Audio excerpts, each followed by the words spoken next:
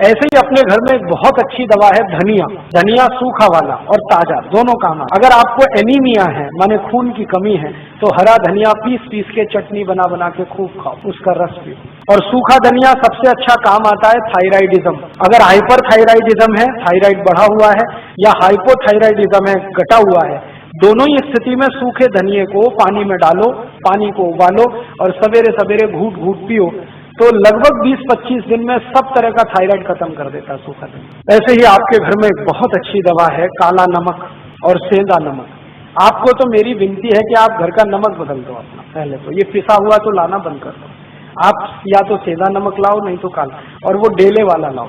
और सब्जी में नमक सब्जी बनाते समय डालो, सब्जी बनने के बाद नमक कभी मत डालो, क्योंकि सब्जी बनने के बाद नमक डाला तो वो जहर जैसा काम करता है। दाल बनने के बाद नमक डाला तो जहर जैसा काम करता है। और एक परंपरा बंद कर दो ऊपर से नमक डाल के खाने की। अगर कोई दिन आपको ऐसा लगता है कि नमक कम है तो कम नमक का ही खा लो, ये ऊपर से डाल के खतरनाक है। इसमें क्या होता है, दो चीजें होती हैं। एक तो जिसने बनाया है खाना उसका अपमान कर रहे हैं आप, उसको ये सिग्नल दे रहे हैं कि देखो तुमने नमक बराबर नहीं डाला है। भले आप बोले या ना बोले, उसको ये हर्ट तो करने ही वाला है, तो उसका अपमान कर रहे हैं और अपने शरीर का भी नाश कर रहे हैं। तो ऊपर से नमक डाल के तो खाना बिल्कुल बंद कर दो। थाली में नमक रख के बैठना, नमक जितना डालना है सब्जी बनते समय, माने उबलना चाहिए, नमक डलने के बाद उसमें उबाल आना चाहिए। ऐसे ये बुरक के खाना ये तो बहुत खराब। जैसे हम सलाद पे कई बार नमक बुरक के खाते हैं, ये बंद कर दो। अगर कोई मजबूरी ही है, बुरक नहीं है, तो वो काला नमक थोड़ा बुरक लो, और ये सफेद वाला तो बिल्कुल नहीं। तो इन चीजों से आप बहुत इलाज कर सकते हैं। नमक बदल दो, आपकी बहुत बीमारी चली जाए।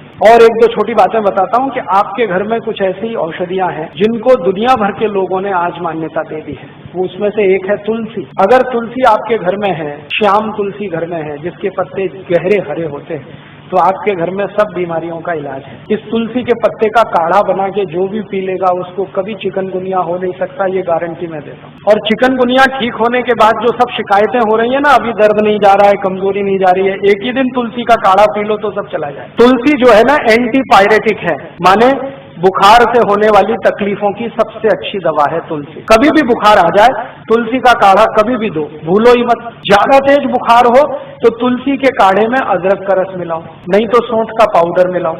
और ज्यादा तेज बुखार है तो इसमें पीपर मिलाओ, छोटी पीपर मिलाओ। और ज्यादा तेज बुखार है तो नीम की गिलोय मिला लो, या नीम के पेड़ की छाल का पाउडर मिला लो।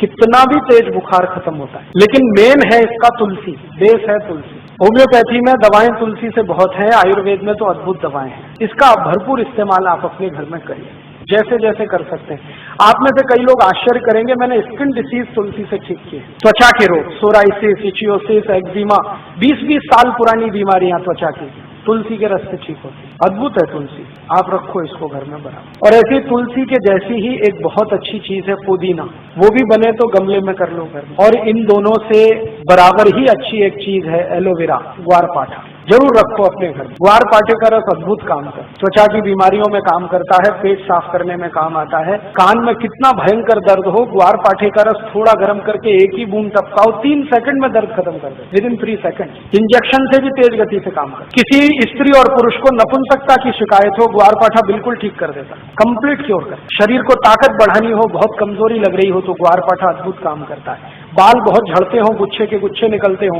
ग्वारपाठे का रस बाल में लगाओ, जैसे तेल लगाते हैं, 1 घंटे के बाद धो लो तो बाल झड़ना बंद करा देता है। बाल ज्यादा काले रखने हैं तो ग्वारपाठा सप्ताह में 1 दिन लगाते ही रहो रस के रूप में, अद्भुत काम करता है। आंखों की रोशनी बढ़ानी हो तो ग्वारपाठे को इस्तेमाल कर सकते हैं, पीने के रूप में ले सकते हैं। बच्चों को फोड़े फुंसियां बहुत होती हैं, 1-1 चम्मच ग्वारपाठे का रस 3-4 दिन पिला दो तो सब फोड़े फुंसियां होना बंद।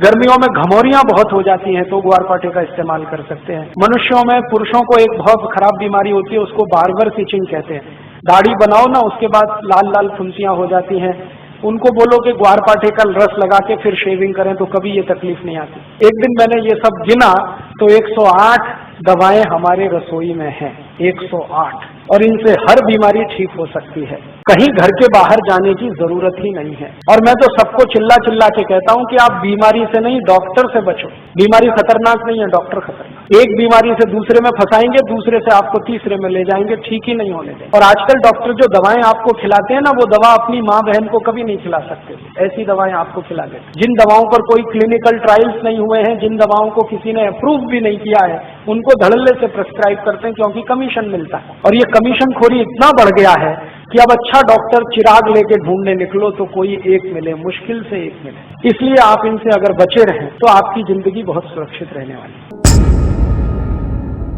सारे देशभक्त हमारे वीडियो को लाइक, शेयर और हमारे चैनल को सब्सक्राइब करें। जय हिंद।